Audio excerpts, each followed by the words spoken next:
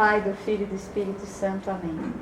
Ave Maria, cheia de graça, o Senhor é convosco. Bendita sois vós entre as mulheres, e bendito é o fruto do vosso ventre, Jesus. Santa Maria, Mãe de Deus, rogai por nós, pecadores, agora e na hora de nossa morte. Amém. Maria, auxílio dos cristãos, Rogai por nós. São Bento e São Mauro, Rogai por nós. em nome do Pai, do Filho e do Espírito Santo. Amém.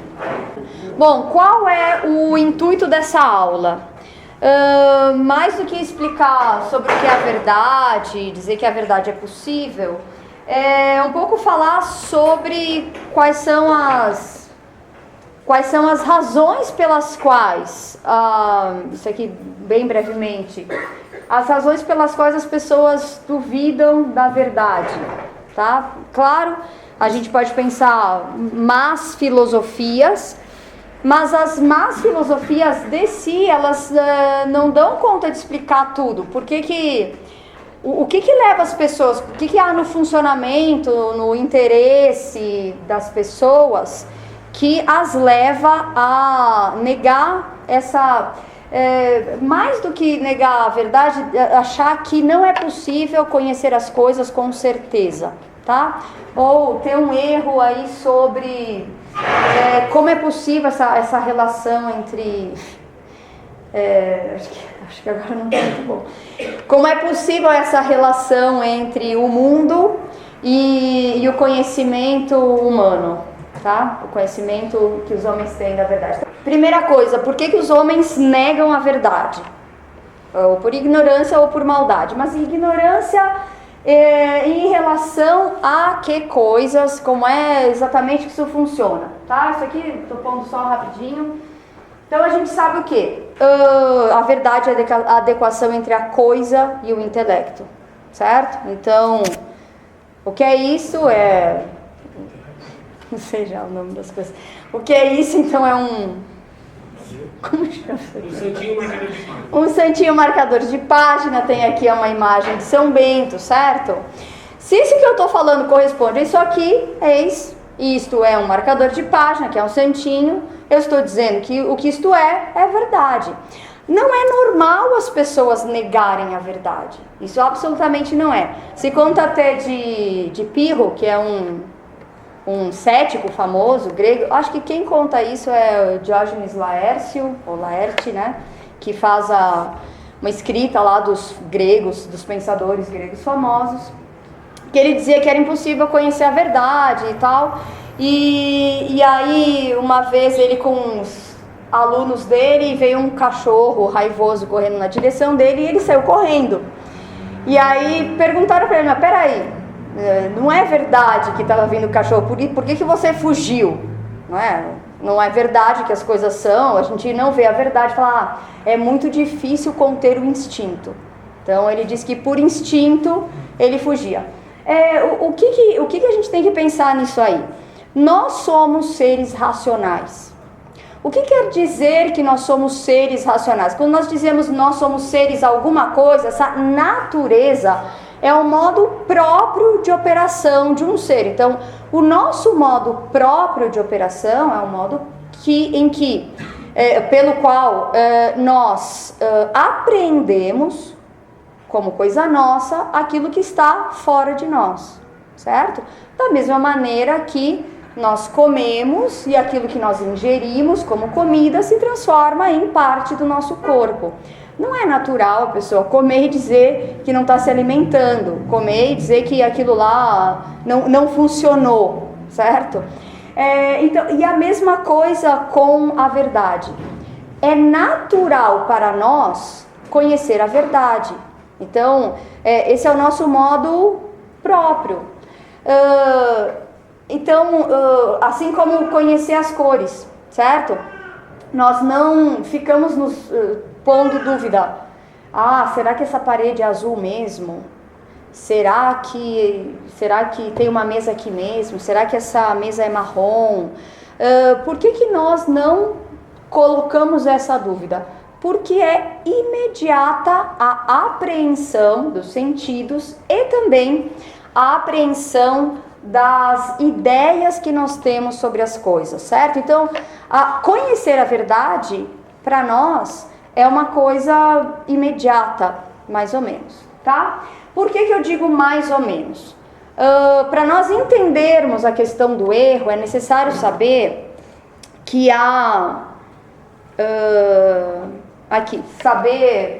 quais são as operações do intelecto, certo? O intelecto tem 3 operações: a abstração, o juízo e o raciocínio, certo? E o que vai acontecer? O que é a abstração? A abstração é a apreensão imaterial daquilo que nos vem por meio dos sentidos, certo? Então, eu vejo esse aparelho celular, certo? Ele tem um certo formato, uma certa cor, ele é feito de um certo material, quando os meus sentidos me mostram isso, imediatamente, o que quer dizer imediatamente? Sem intervenção da minha vontade, eu não escolho, assim como eu abro os olhos, eu não escolho ver ou não ver o azul. Imediatamente, quando eu estou diante de informações sensíveis, essas informações sensíveis, elas se transformam em ideias na minha inteligência, certo? Então eu posso ter ideias mais adequadas, mais específicas de uma coisa, ou ideias mais gerais. A ideia mais geral de todas eu absolutamente, digamos que eu não sei o que isso seja, existe, certo? Então é uma ideia. Os animais não têm a ideia da existência das coisas, por exemplo, certo? Então os sentidos para os animais não são uma ideia. Os animais não têm ideia, óbvio, não tem intelecto, mas para os animais não existe um mundo fora deles. Para os animais, a única coisa que existe são os sentidos neles, porque os sentidos estão em nós. Tá? Então, essa primeira operação da abstração, pela qual se formam ideias, ou conceitos, melhor dizendo, na nossa inteligência, é uma operação imediata. As operações imediatas não tem erro.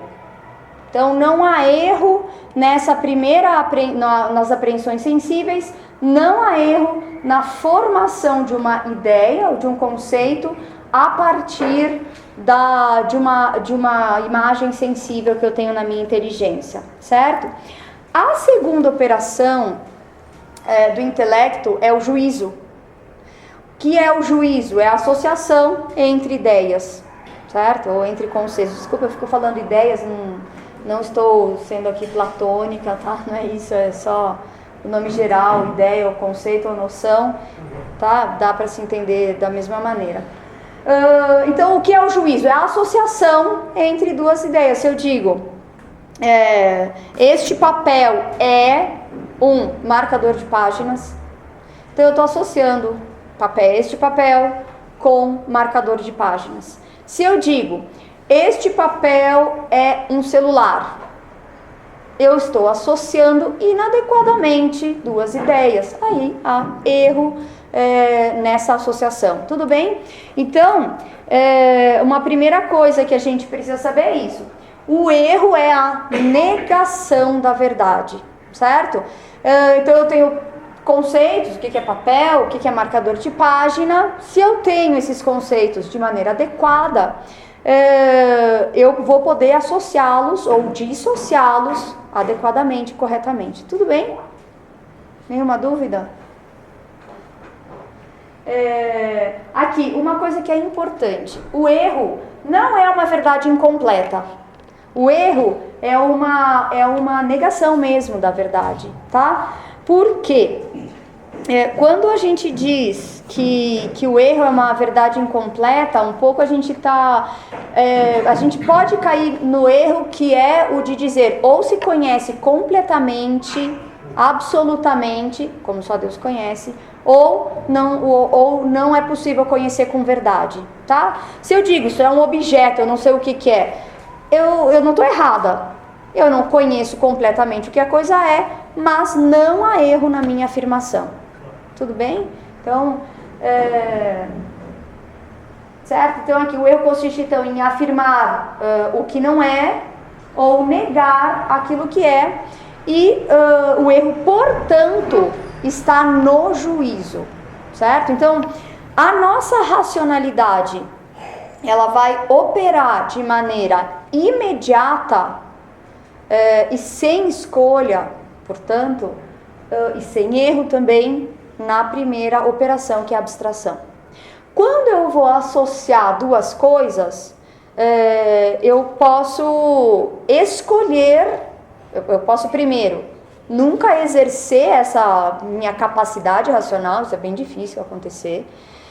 Se a pessoa diz, isto é uma delícia, tá? Que é difícil alguém, ou isto é horrível, a pessoa está fazendo uma associação entre ideias. Mas isso a pessoa faz ou não faz, se ela quiser ou se ela não quiser, tá? Então aí a gente vai entrar, como se fala, quais são então agora as causas de errar nessa associação. Tudo bem? Então, só para a gente entender isso que eu estava querendo dizer. Como não é natural para nós não conhecer a verdade, é muito difícil, se a gente não conhece como é que existe uma operação que é imediata em nós, nessa apreensão da verdade, que existem operações que não são imediatas, como é que a pessoa explica, porque cada um de nós sabe que é capaz de conhecer a verdade, e em princípio, quando nós fazemos juízos, nós acreditamos nos nossos juízos. Se eu digo isto é uma delícia, ou isto é horrível, ou isto me faz mal, nós acreditamos nisso, certo? A menos que a pessoa esteja querendo deliberadamente enganar. Em geral, quando a pessoa fala isso, ela acredita na sua capacidade de que isto corresponda à verdade. Agora, então, quando duas pessoas dizem da mesma coisa, isto é bom, e outra diz, isto é ruim, como é que a gente explica? Certo? Essa que é a questão.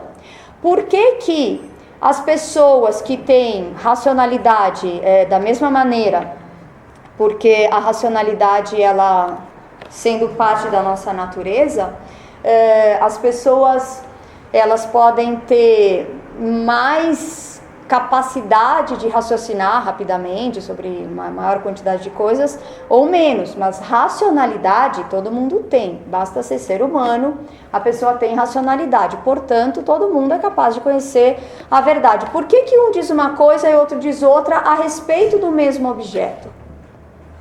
Ou a respeito da mesma, sei lá, da mesma ação. E esta ação é boa, fazer isto é bom, fazer isto não é bom. Isto me faz bem ou isto não me faz bem. E aí que entra o problema de querer negar a verdade. Por quê? Ou eu vou dizer eu estou errada e eu preciso acreditar e falar outras coisas,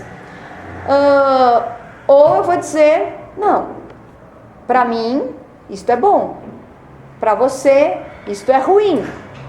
E não dá para decidir, porque não existe assim o mundo não é desse jeito, o mundo a verdade que nós temos a respeito do mundo não é objetiva, depende daquilo que nós pensamos. Tudo bem? Então, mesmo na questão dos sentidos, hoje é muito difícil as pessoas fugirem dessa incapacidade de dizer, é muito difícil as pessoas fugirem dessa, como é que eu ia falar?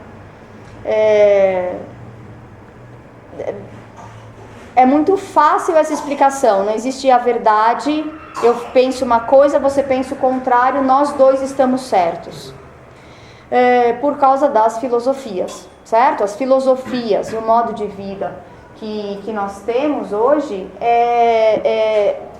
leva as pessoas a acreditar em qualquer coisa. Um exemplo, mesmo na questão dos sentidos. Quando Locke vai explicar, se não me engano é no Ensaio sobre o Entendimento Humano, quando ele vai explicar sobre as características dos objetos. Então ele vai dizer que algumas coisas, algumas qualidades existem nas coisas propriamente. Aquilo que ele chama de qualidades primárias ou qualidades secundárias. As qualidades secundárias, elas não existem exatamente nas coisas, mas elas existem naquele que tem uma sensação a partir das coisas. Então, por exemplo, as cores não estão na parede. A cor é uma sensação no meu olho. Então, eu não posso dizer que a parede objetivamente é azul. Tem alguma coisa lá que me faz ver azul, mas o azul depende de mim, certo? Então, as filosofias começam a negar mesmo essa objetividade dos sentidos, tá? E também, claro, essa falta de pelo modo como as pessoas vivem, a falta de noção das verdades mais básicas, assim. Eu vou contar uma historinha só, porque eu lembro que foi uma coisa que me espantou muito, assim, de como as pessoas são capazes de viver num mundo em que as coisas mais básicas não tem mais sentido. Os meus pais, eles são separados, né? Então a minha sobrinha, a primeira neta deles, ela já nasceu no mundo em que os avós eram 4 casais, certo? E os meus pais viviam em cidades diferentes. Aí deu uma vez que tinha uma festa de aniversário de alguém, e aí estavam na mesma festa a minha sobrinha, o meu pai e a minha mãe. E a minha sobrinha, que é muito simpática, ela foi lá pro meu pai e falou: vovô, vem aqui que eu vou te apresentar a minha avó. Aí foi apresentar o meu pai para a minha mãe. Então, é claro que... Então, é uma loucura, porque eu fiquei me perguntando assim, que ideia sobre o mundo essa criança vai nascer, que vai ter, né? Porque é tudo muito bouleversé, como que fala? É tudo muito bagunçado, né? Enfim, tudo muito fora do lugar. Então, é bem difícil que as coisas sejam compreendidas de uma maneira objetiva, lógica, racional, e que as coisas estejam todas no lugar. Então, primeira coisa, então, sabendo isso, o erro está no juízo, não há erro nos sentidos. E os daltônicos? Certo? Se não há erro nos sentidos, como é que tem gente que olha a parede? Que cor você vê na parede? Essa cor eu vejo azul. Essa cor eu vejo azul. Então, agora que azul ele vê, né? Azul sangue. Então, a questão dos daltônicos, enfim, o que vai acontecer? O erro não está no olho da pessoa, está na associação entre a cor que a pessoa tem no olho com a cor que essa pessoa está dizendo que a parede tem, certo? Porque como há um erro lá de processamento lá da imagem, a imagem que chega no olho de um daltônico, ou melhor, no cérebro do daltônico, é uma cor diferente da cor que está lá na parede. Mas a cor que está lá no cérebro daltônico é aquela cor. Sem erro, ele vê aquela cor de um certo jeito, tudo bem? Então, associar aquela cor que está lá com a cor que está na parede, é isso aí que dá o erro, tá? Então, só essa que é a questão. Também, então, a formação de conceitos também não tem erro, não há erro nos sentidos, não há erro nos conceitos, o erro está no juízo. Então, vamos lá. Algumas causas do erro, isso aqui eu estou pegando tudo não, mas essa tabelinha do Sinibaldi, Elementos de Filosofia, tá? Um manualzinho de filosofia bastante interessante. Então ele vai falar o quê? Quais são então as causas do erro? O que leva as pessoas, certo? Então, tendo sempre isso como base, o normal para nós seria não errar. Se nós erramos, é porque tem alguma coisa que nos faz associar inadequadamente. Nós queremos associar inadequadamente ou associamos inadequadamente sem sem saber, tá? Então, a primeira coisa que ele dá como causa de erro, o que ele fala, prejuízo em português é só... Preconceito. É preconceito, né? É que aqui ele fala, vou pôr aqui. Tá? Então, mas é isso, é o preconceito. Ele fala assim, bom, ideias que se tem, ou coisas com que nós nos acostumamos por causa da idade, por causa do gênio, por causa da família, por causa da pátria. E aí a gente tem que pensar um pouco também, de maneira bem geral, nos costumes. Quando a pessoa está acostumada com alguma coisa, e as pessoas, nós somos desse jeito, nós nos acostumamos com qualquer coisa, certo? Viver no mundo de hoje, achando que dá para viver no mundo de hoje, é um sinal disso. Pegar uma pessoa que vivia num mundo um pouco mais normal, a pessoa não conseguiria viver aqui. Mesmo pessoas mais velhas, elas têm bastante dificuldade de entender como é que as coisas funcionam, como é que as pessoas vivem, o jeito como as pessoas se tratam, o jeito como as pessoas se vestem, o jeito como as pessoas falam umas com as outras. Mas enfim, o costume é uma das razões de erro. Eu estou acostumado com certas coisas. Por exemplo, vou dar um caso extremo. Comer cérebro de macaco, quando ele acabou de ser pego e cortou a tampinha lá. Tudo bem, enfim, claro, por que esse exemplo? Porque é óbvio, a gente pensa assim, como é possível alguém fazer isto? Eu soube de um relato, uma pessoa, eu não sei se estava numa embaixada, alguma coisa assim. Isso é um filme. Um filme? Um filme que tem essa cena, cérebros frescos de macaco. Eu nunca ouvi falar desse filme. Quando eu era pequena, uma amiga da minha tia, lá do Uruguai, ela disse que fez uma viagem junto com uma embaixada, etc, etc, e que isso aconteceu. Se ela estava falando do filme, eu não sei. O filme passa na Índia, aquele serve de sobremesa.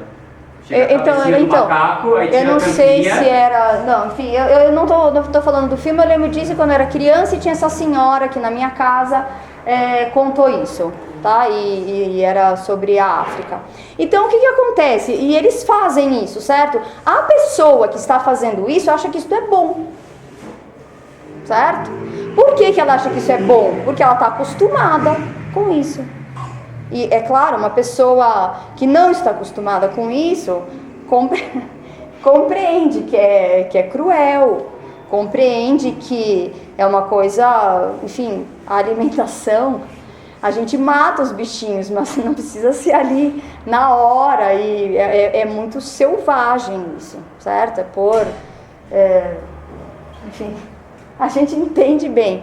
A gente entende bem isso. Mas outras coisas com que nós estamos acostumados é muito difícil. Por isso que, por exemplo, com a questão da idade, a gente vê isso muito numa escola. Quando as crianças falam de uma certa maneira, mesmo o legal. Ai, que legal. Ou mó não sei das quantas. Ou qualquer coisa que eles falam. É muito difícil explicar para eles que não convém falar dessa maneira.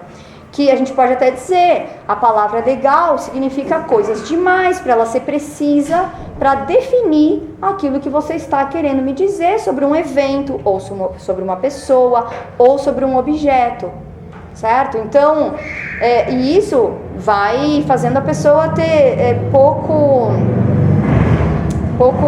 pouca definição naquilo que ela mesma pensa. Como a pessoa está acostumada e todo mundo faz, é difícil a pessoa entender. Então isso aqui, para os nossos preconceitos de idade, de temperamento, as coisas que na nossa família se fazem.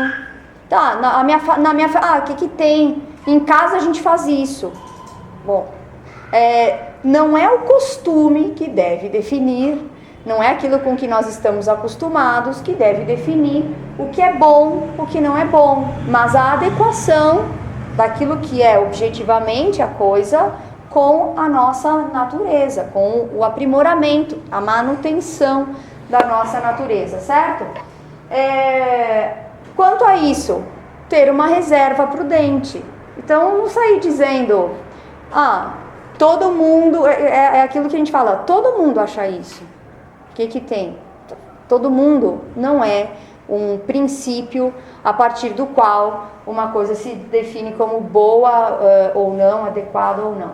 Depois as paixões desordenadas, certo? Enfim, uma pessoa raivosa vai achar bom falar alto, gritando com os outros, vai achar bom chutar o colega, vai achar que é necessário, certo? Não só a pessoa vai chutar, mas ela vai defender, ela vai dizer, é a coisa mais adequada para se fazer neste momento, chutar esta pessoa que está me incomodando, assim ele aprende e não me chuta mais. A pessoa vai até defender, vai achar que ela tem muita razão, certo?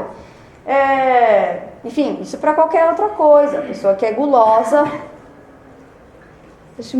na escola a gente vê essas coisas, tadinho. Uma vez uma pessoa extremamente gulosa, a pessoa até tremia assim. É verdade. A pessoa até tremia porque tinha que comer uma coisa. Então, a pessoa, como é que você... É difícil, né? Explicar para a pessoa que está lá tremendo. A pessoa acha que está tendo uma crise de abstinência se a pessoa não vai comer aquele bolinho. É difícil explicar para a pessoa entender, a pessoa só dizer não, é verdade, não é bom comer este bolo agora. É muito difícil. Para isso, qual é o remédio? Se controlar. Ter um método de vida digno da nobreza do nosso espírito, certo? Então, nós somos seres racionais. O que nós devemos fazer? Tudo aquilo que está de acordo com a nossa racionalidade. Então, saber isso, nós somos seres racionais. As paixões, e quando a gente lida com criança é muito, muito interessante lidar com criança, a gente compreende muito. A criança, de fato, quando ela está movida pela paixão, ela acha que ser privada de fazer aquilo que ela está fazendo é um decréscimo de ser para ela. Ela acha que ela vai morrer se ela não chutar o coleguinha, que ela vai morrer se ela não comer aquele bolo, que ela vai morrer se ela tiver que fazer uma lição, certo? Então, de fato, eles acham isso. E isso aqui, quanto às crianças, enfim, os pais e mesmo os professores precisam saber se controlar. Não, a criança não vai morrer. Não vai morrer se ela não sair agora para ir beber água. Então, professora, deixa eu beber água. Eu falei assim, olha, eu vou fazer o seguinte, às vezes eu falo isso, eu vou fazer o seguinte, eu também não vou beber água agora. Você também não vai beber água e nós dois não vamos morrer. Eu garanto para você, nós vamos sair daqui vivos.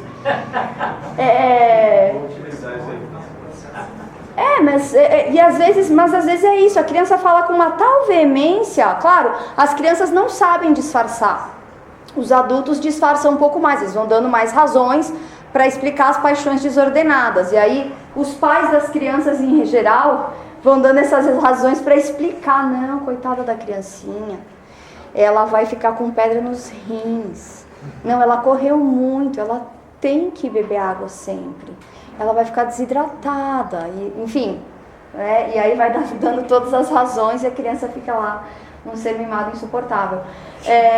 E o pior de tudo isso, ser mimado insuportável e todas essas coisas afastam a pessoa da verdade. Esse que é o princípio da coisa. Tudo bem, não faz mesmo diferença se a pessoa vai beber água agora ou não, se a pessoa vai chupar uma balinha ou não, a criança lá na aula que está morrendo, mas se ela se habitua com isso, ela se habitua a não vencer, não dominar as paixões. E se ela se habitua a não dominar as paixões, ela não vai ser capaz de conhecer a verdade com a clareza que ela merece. Que essa que é a questão. Nós merecemos conhecer a verdade, merecemos assim... No sentido de, é possível conhecer a verdade, é bom conhecer a verdade, faz bem para o nosso ser. Então, todos esses controles são controles que, esses sim, aumentam a nossa vida, nos dão uma vida, mais vida, como é que fala isso? Uma vida que vale mais a pena. Tá, então, lembrar da nobreza do nosso espírito, nós somos feitos para a verdade, nós não somos feitos para a satisfação das paixões. E a elevação de nosso fim, certo? Conhecendo a verdade, nós a amaremos e nós viveremos pela eternidade contemplando a verdade, que é só aquilo que nós queremos, ou deveríamos querer, tá? Depois o orgulho.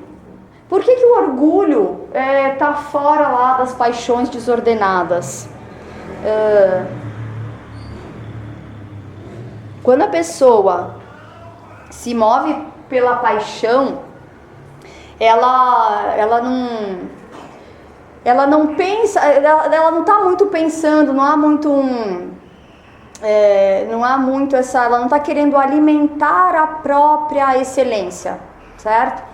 Quando a pessoa se move por orgulho, o orgulho é um afeto desordenado da própria excelência, certo? Então, quando a pessoa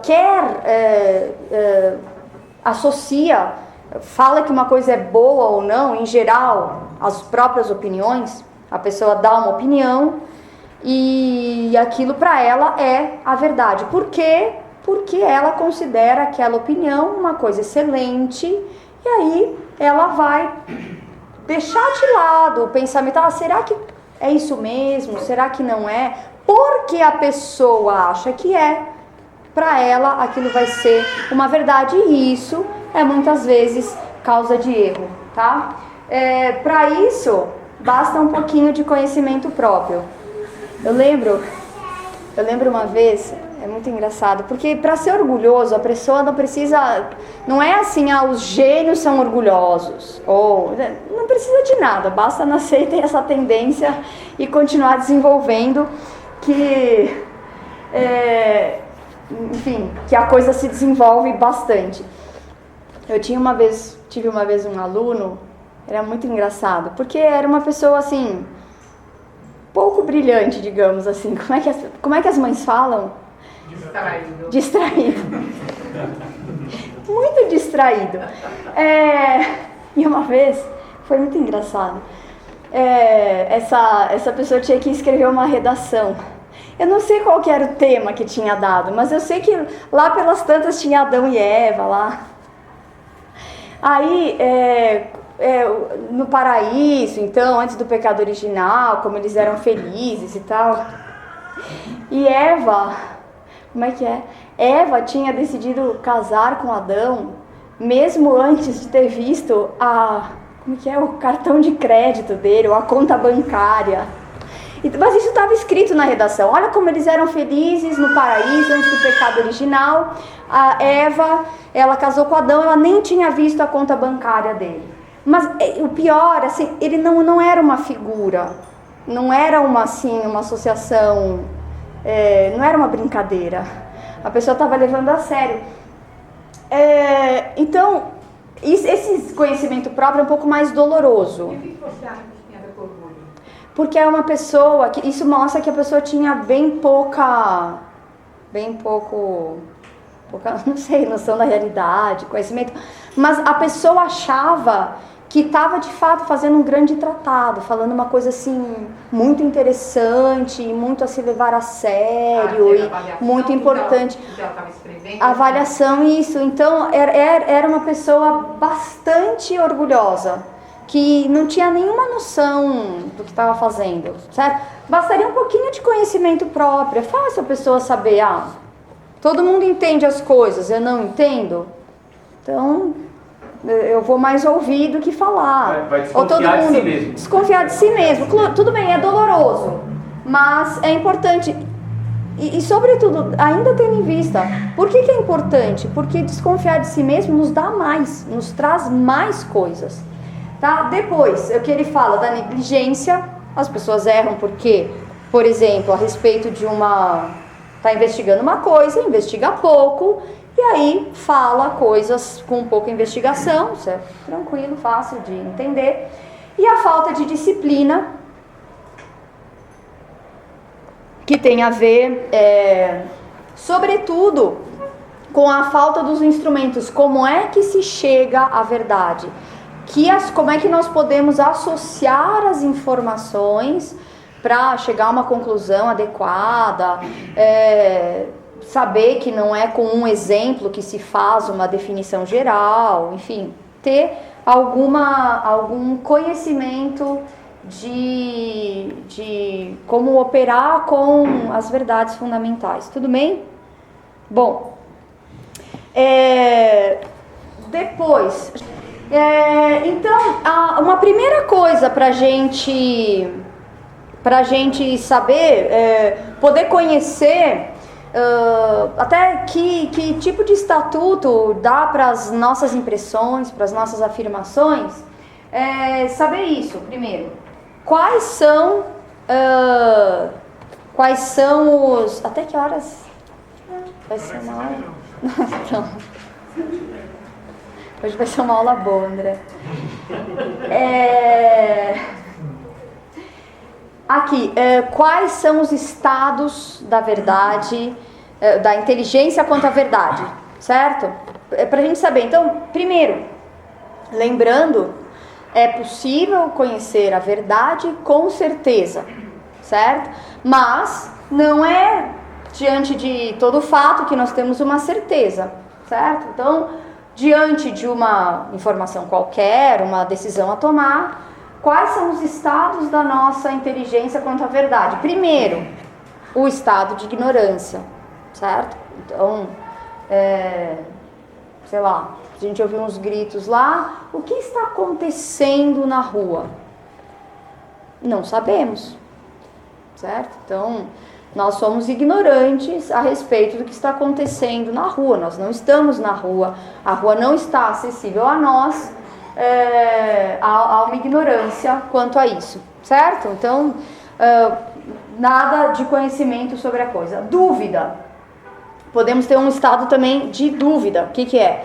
Quando a inteligência não se decide a emitir um juízo, certo? Então, sei lá, na rua, eu ouço gritos. São vozes de criança, só vozes de criança. Então, eu posso achar... são crianças brincando, certo? Será que são crianças brincando? Parece que não, os gritos não são de brincadeira. Então, enfim, a gente pode ter dúvida. Há elementos para se afirmar alguma coisa, mas não há elementos suficientes para decidir o que a coisa é, nem para dizer, não, é isso que está acontecendo. Então, o estado de dúvida é aquele que não nos permite emitir um juízo, tá? Quando que ele é uma dúvida negativa? Quando, assim, as informações que eu tenho não são suficientes para emitir um juízo. Ela é afirmativa quando há coisas que me permitem emitir um juízo, mas são crianças brincando ou são crianças brigando, eu não consigo decidir entre uma coisa e outra. As crianças estavam brincando ou brigando? Não sei. Não há... Por que é uma afirmativa nesse caso? Porque você pode dizer alguma coisa. Há crianças, você pode dizer algo sobre as crianças. Você pode afirmar dois juízos diferentes, mas você não tem como decidir entre eles. Numa dúvida negativa, você não vai emitir, você não vai saber como decidir a coisa, tá? Você não consegue emitir um juízo, tal é a sua dúvida. Tá? Há elementos, mas você não consegue, você não está entre duas coisas, tá? O que é a opinião? E o grande problema nosso quanto ao erro é considerar que as nossas opiniões são na verdade certezas, tá? Quando é que nós temos a opinião? É o estado de inteligência quando ela emite um juízo, mas com perplexidade e com receio de errar, certo? O que é receio de errar? Eu falo, tá acontecendo uma briga na rua. Eu tenho absoluta certeza, eu posso testemunhar que está acontecendo uma briga na rua? Não posso. Mas tudo me leva a crer que é uma briga. Os gritos, gritos de um lado, gritos de outro, enfim. Uma pessoa grita, depois outra grita também. Depois barulho de soco, tá? Sei. Não sei o que isso não seria, mas enfim, é possível que esteja acontecendo um teatrinho, uma representação de uma briga, que as pessoas estejam contando o que aconteceu, e aí um bate no chão para mostrar. É possível, tá? Então, quando não se tem... Briga de gaúcho, né? Que virou uma briga. Não, briga de gaúcho é briga de verdade.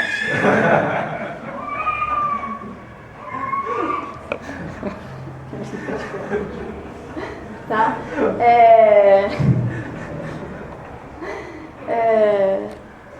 Ok, então essa aqui é a opinião. E a certeza é a firme adesão da inteligência à verdade conhecida, certo? Então, quando nós temos certeza de uma coisa, não é uma questão de se perguntar, ai, será que eu tenho certeza? Ou quando as crianças falam, eu acho que eu tenho certeza. Eu tenho certeza, mas não sei bem. Então, tenho certeza, mas não sei bem, eu não tenho certeza. A certeza é aquilo que nos mostra, nós temos certeza de que nós estamos aqui, que isso aqui é uma sala, que eu tenho certeza que há uma mesa aqui na minha frente, vocês também têm certeza que há uma mesa aqui na frente, certo? A certeza não nos permite errar nesse sentido, tá? Uma mesa aqui, sem erro eu falo isso. Então ele fala que há dois elementos na certeza. O elemento positivo, que é a adesão da inteligência a essa afirmação, certo? E o elemento negativo, que é a exclusão de todo receio de errar, certo? Então, na certeza tem isso, algo que eu sei, a qual eu dou adesão com a inteligência, e o elemento negativo ela exclui toda a possibilidade de erro, certo?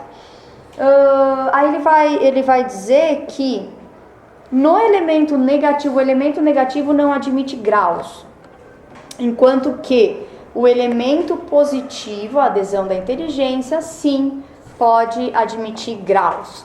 Então, eu tenho certeza que essa mesa está aqui. É uma certeza maior, num certo sentido, do que a certeza... Deixa eu ver. É difícil falar isso, né? Mas se a gente fala assim, quem que é... Alguma coisa que a sua mãe falou pra você. Minha mãe falou... A minha mãe comprou uma bolsa em tal lugar. Eu tenho certeza. Por quê? Porque a minha mãe não teria por que mentir pra mim que ela comprou uma bolsa não sei que lugar. Eu tenho certeza que ela comprou a bolsa naquele lugar. A minha certeza de que a mesa está aqui é maior nesse elemento positivo, certo? Porque a atenção, a disposição da minha inteligência, a maneira como eu recebo essa informação é mais imediata, facilita mais a minha adesão à coisa, tudo bem? Então, existem esses dois elementos na questão da certeza. E aí eu não vou ter mais os slides, tá? E aí eu queria só falar mais uma coisinha sobre essa questão da certeza, para a gente chegar numa coisa que é mais interessante, sobre as espécies de certeza, tá? Então aqui, o que ele vai dizer? A certeza, ela pode se considerar, primeiro, nos entes em que ela reside, certo? Depois, será que é melhor eu escrever? Então, as espécies de certeza.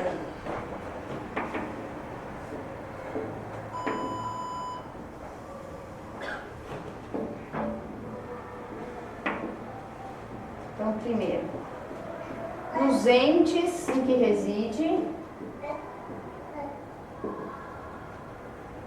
Segundo,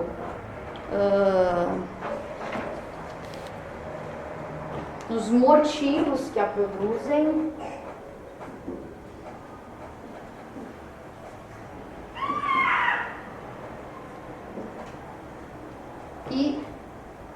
nos princípios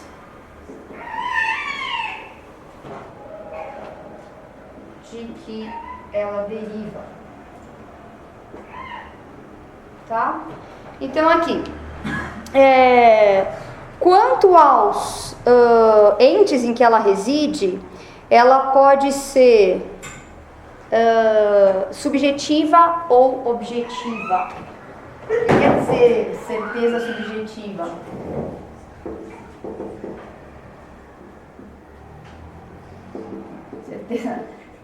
Certeza subjetiva é uma certeza assim, mais ou menos, não.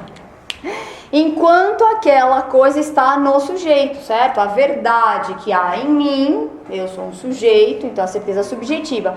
Enquanto uma afirmação que eu tenho em mim, enquanto uma verdade que há em mim, certo? É uma certeza subjetiva. Objetiva, enquanto ela está é a própria relação entre o que está em mim e o que as coisas são, certo? A própria certeza, certo? Não enquanto está em mim, mas enquanto a adesão daquilo que eu compreendo com o que a realidade é, certo? Isso aqui é a certeza objetiva. Porque, enfim, a certeza, ela depende do que as coisas são e do conhecimento que eu tenho delas, tá? Então, há essa relação. Depois, quanto aos motivos que a produzem, aí ela vai ser a certeza metafísica, física ou moral. Tá? E aqui, quanto aos os princípios de que ela deriva, a gente vai chamar a certeza de natural ou sobrenatural. Agora você vai explicar tudo. Tá? Sim. Então aqui, o que é a certeza metafísica? Tá? Subjetiva, objetiva, enfim, só isso, não tem muito segredo. O que é a certeza metafísica? Ela se baseia no quê? Se baseia na essência das coisas, certo? Ou na absoluta necessidade dos primeiros princípios. Então, por exemplo, o todo é maior que cada uma das suas partes, certo? Então, isso aqui, que o todo é maior do que cada uma de suas partes, é uma certeza metafísica, porque depende da definição do que é o todo e o que são as partes. Que todo que você colocou de uma circunferência sempre distância do centro é uma certeza metafísica? Eu acho que sim, porque depende da definição do que é o círculo, tá? Então acho que entra nisso aí, porque está na compreensão dos termos da definição, tá? Uma vez dados os termos da definição, Um quadrado tem 4 lados iguais, também é uma certeza metafísica, porque a própria definição de quadrado é isso. Tá? Então o que vai acontecer? A certeza metafísica, ela é absoluta e ela não admite exceção, certo? Porque, claro, como é que o todo vai ser menor do que a parte?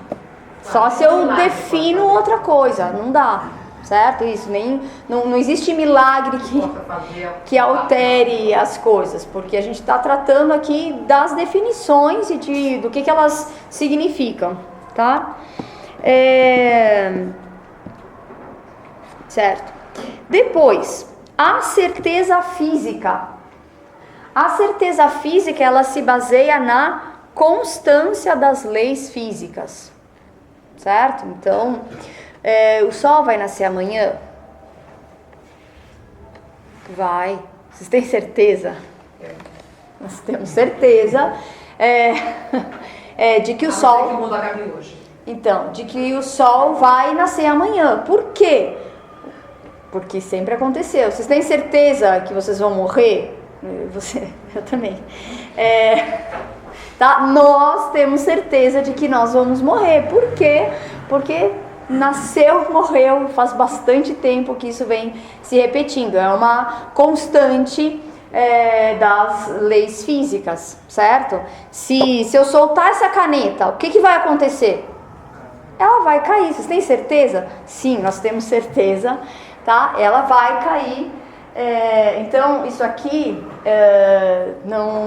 nós temos essa certeza, ainda que esta certeza possa admitir exceções, certo? Por exemplo, quando acontecem milagres. Tem um que é muito bonitinho, né, de São Geraldo Magela, que ele estava proibido de fazer milagres.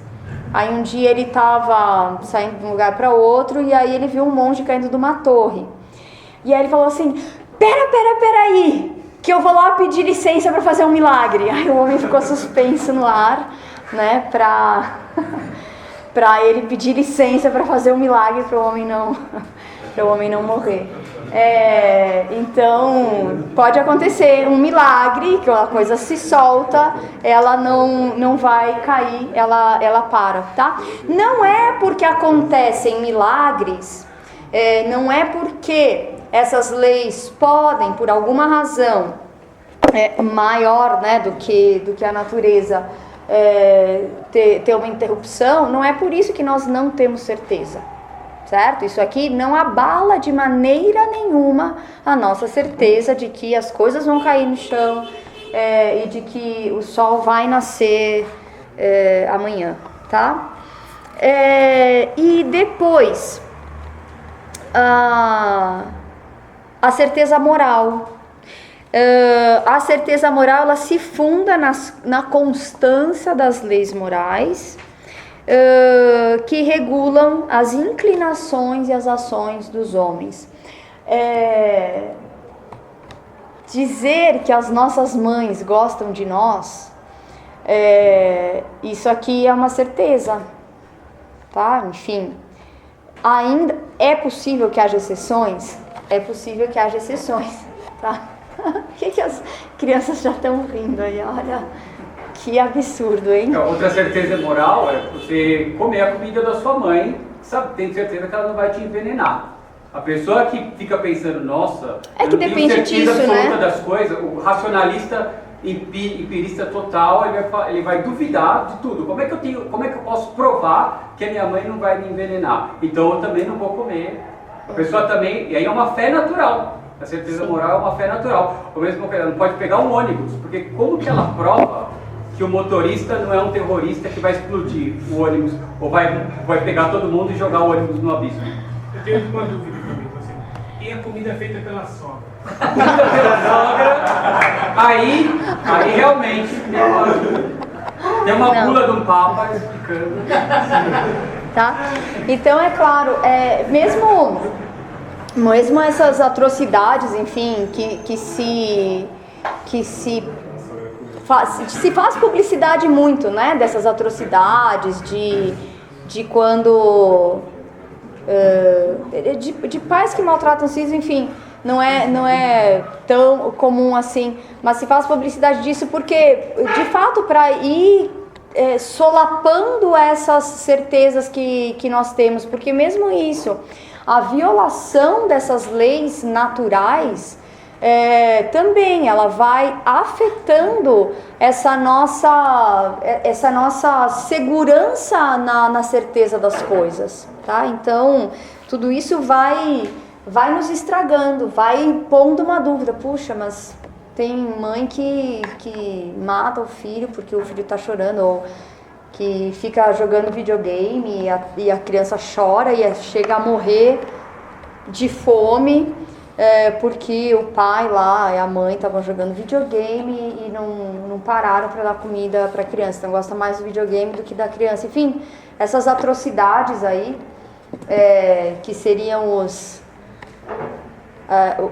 digamos assim, como fala, o contrário do milagre, né? Deus suspende algumas leis da natureza para mostrar certas coisas. O demônio também, ele faz as pessoas agirem contra essas leis mais fundamentais da moral, para também criar essa dúvida nas relações, dúvida, enfim, em todas as certezas, todas as seguranças que nós temos no mundo. E depois, quais são quanto aos princípios de que ela deriva, a certeza, ela pode ser natural ou sobrenatural.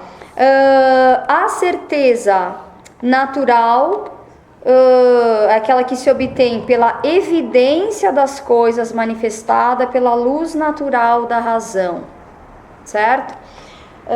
E a sobrenatural, então, a natural, enfim, aqui nós temos sem a intervenção de uma autoridade que está acima da natureza, sem a intervenção de Deus, tá? Então, aquilo que nós podemos compreender, mesmo essa certeza metafísica sobre uma definição, sobre o círculo, que não dá para fazer um círculo quadrado, isso nós temos certeza porque não precisa de uma revelação, raciocinando, compreendendo as coisas, nós temos essa certeza. A evidência também das coisas, tá? Que é a grande fonte de certeza natural, a evidência das coisas é um princípio de certeza, tá? Nós não duvidamos e por isso que não se prova que essa coluna está aqui. Não tem como provar que a coluna está aqui, porque é uma evidência e as evidências não se provam, tá? E as pessoas normais não negam. Quando sempre tem uma pessoa mais, enfim, mais influenciável pelas filosofias modernas. E aí uma vez eu estava dando essa aula na escola e eu falei, não, a gente tem certeza que o piso está aí, por isso que a gente levanta e pisa. Aí uma aluna me falou, não, eu não tenho certeza. Como é que eu posso ter certeza? Na verdade ela queria uma prova da evidência. Eu falei, claro que você tem certeza.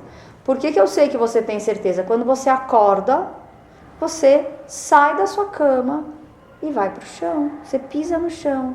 Você não fica parada na sua cama se perguntando o que vai acontecer se eu puser o pé lá, certo? Então, porque as pessoas agem normalmente, elas estão dando a adesão delas à evidência dos sentidos, elas têm certeza, a pessoa dá um passo porque ela sabe que foi, Schlitter. Você está rindo? Você deve estar lembrando de alguma coisa aí. Mas é isso, as pessoas normais, elas não ficam duvidando das certezas delas, elas têm certeza, porque mesmo isso dela falar eu não tenho certeza, não é verdade. A pessoa quer não ter certeza, ela quer fazer uma historinha, que eu piso, mas eu não tenho muita certeza, ela está seguindo o instinto lá do pirro, né? Não, é o meu instinto que me faz fazer isso, mas se eu paro para pensar, não é verdade. A pessoa tem certeza, por isso que ela age tranquilamente, ok? Enfim, a certeza sobrenatural é isso, aquilo que nos vem por causa da autoridade de um ser, de Deus, que não engana, não se engana, tá? Eu queria parar por aqui, porque depois tem outras coisas interessantes sobre as negações, quais são as teorias que vão negar essa posição, porque a posição que afirma que o homem é capaz de ter certeza é o dogmatismo. E existem as negações do dogmatismo, os vários ceticismos, e depois também ele vai explicar como que em cada ciência, como é que a história nos dá certeza, como é que nós temos certeza em relatos, de onde nos vem a certeza das coisas em outras ciências, tá? Mas aí eu queria preparar depois para fazer isso com slides bonitinhos e tal. Alguma dúvida? Professora, as verdades da religião, a gente tem certeza moral delas, em geral?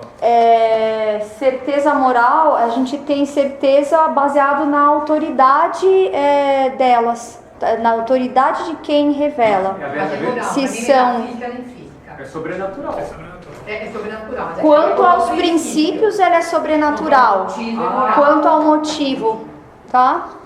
Aí você tem que ver qual é a verdade, certo? Enfim, porque algumas coisas nós podemos, enfim, se é uma relação com Deus não vai me enganar, Deus é bom e não engana, ela é moral, certo? Então, aí depende do que você, as coisas que Deus revelou. Mas as certezas da religião não são nem físicas nem metafísicas, são sempre morais. Quanto ao motivo, são sempre morais. Quanto ao motivo, são sempre morais. Existem verdades que foram reveladas que são demonstráveis pela luz da razão sem auxílio da revelação. Mas aí aí a pessoa ela tem um outro caminho para chegar nessas verdades. Mas quando ela crê elas enquanto reveladas, aí é sobrenatural.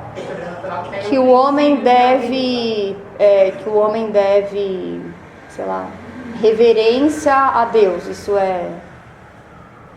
Que a alma é imortal. Isso é uma certeza moral, é baseado na estabilidade das leis morais. Que a alma é imortal. Que o homem deve. Não é físico, nem metafísico.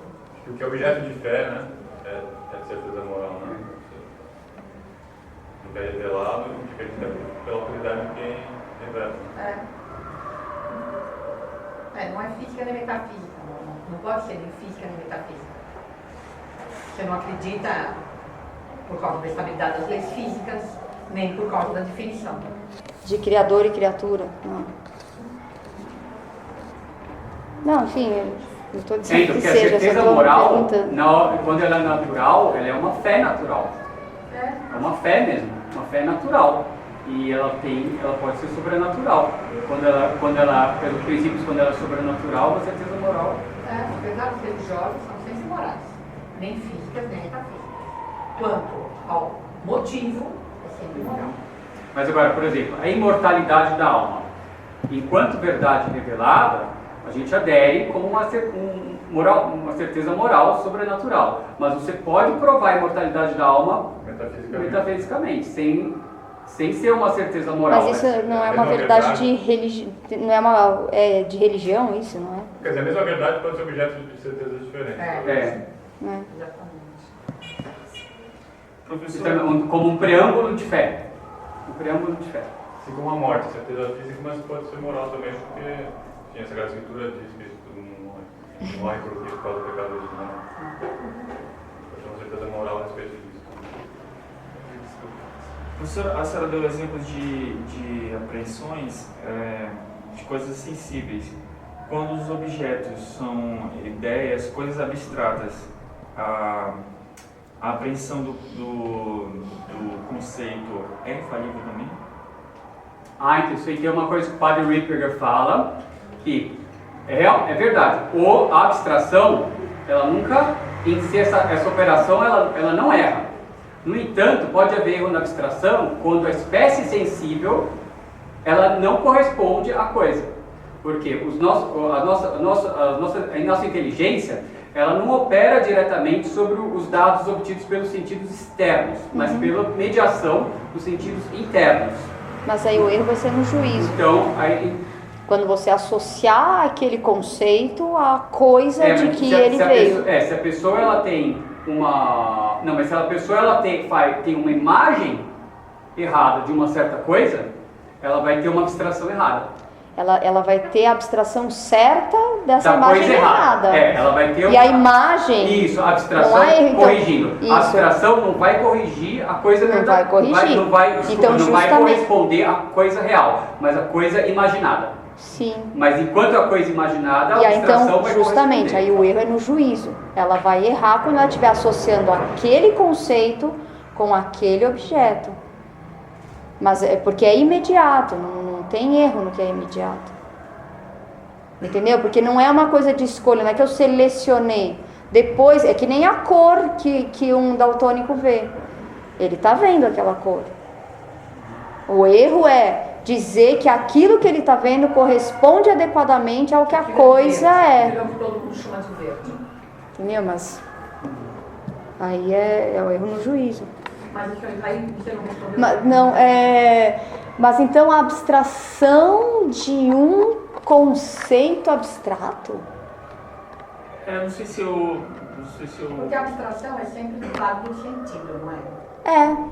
Se não tem dado do sentido, não Porque aí seria o juízo, né? A compreensão Aí você de uma vai ter o ideia. que? Enfim, você tem que ter uma coisa que você imaginou, a partir da qual você vai formar uma ideia. Porque nós funcionamos assim. Nós não obtemos, nós não produzimos conceitos a partir de coisas que não são imagens. Certo? Ainda que você crie uma imagem para um conceito abstrato, aí, qualquer que você está fazendo, mas Aí já não é mais operação de abstração. É, então. A operação de abstração é você ter contato com o sentido, abstrair o que aquilo é. Quando se fala, por exemplo, sobre a ideia de conhecimento, se a pessoa não tiver feito um juízo sobre o conhecimento. Mas aí você vai estar tratando sempre de definições. E aí é uma análise das definições, Não é aí mais já... simples apreensão. Não. A simples apreensão é esse que não tem eu, você tomou em contato, eu abri meus olhos, eu vi o marrom, e eu criei um conceito. O marrom, ele é uma ideia em você. Sempre através dos sentidos. É. Tá. Aí... A simples apreensão é sempre através do sentido, não tem jeito. Sempre. Senão não é simples apreensão. Tá. Tudo bem?